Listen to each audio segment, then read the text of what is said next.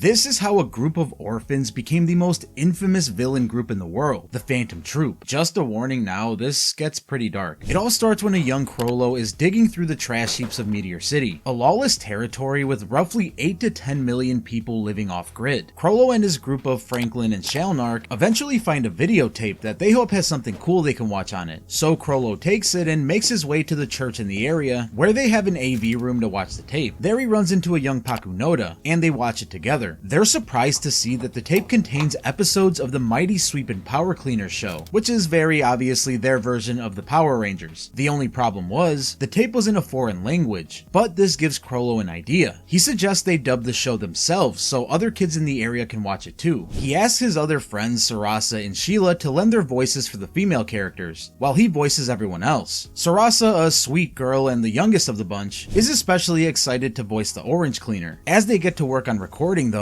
we see an ominous scene of two men with kidnapped people tied up in a black van. Well, after having the first episode fully dubbed and ready, all the local kids gather in the church auditorium for the screening, and they were all amazed to see the popular TV show dubbed in their language. Uvogin and the other kids that'll later form the Phantom Troupe offer to help dub the other episodes, with Uvo saying the performance hit him harder than any punch ever could. Man, lines like that make me really miss Uvo, not gonna lie. Anyway, Crollo agrees and they get to work. Well, the day before another performance comes along, and Sarasa goes to the outskirts of town to look for more videotapes, by herself. At the same time, we see the same two men in the black van from earlier nearby, mentioning they've already met their quota, but wanna hunt down one more person for fun. The next day, the gang is getting ready for their performance when they realize they haven't seen Sarasa since the day before, when she went to go look for more tapes. They get all the town's kids to go looking for her, and eventually, Crollo and the main group make it to this open section of forest. Crollo looks up in the pouring rain to find a black sack hanging from a tree. They cut the bag down, and before opening it, the look on Crollo's face shows he's already aware of what's gonna be inside. He opens the sack slowly, and to his horror, he sees the dismembered body of Sarasa. The surrounding children begin to cry, and Machi carries the sack away to get it back home. She thinks to herself how scared Sarasa must have been, and how badly it must have hurt, apologizing to her for not being there. At the funeral, Crollo gathers the future troupe members and asks them to wait for 3 years for him to come up with a plan to find Sarasa's killers by turning Meteor City into a safe haven for the worst of the worst criminals, in hopes of luring them in and getting their revenge one day. The 3 years pass by and the Phantom Troupe is officially born.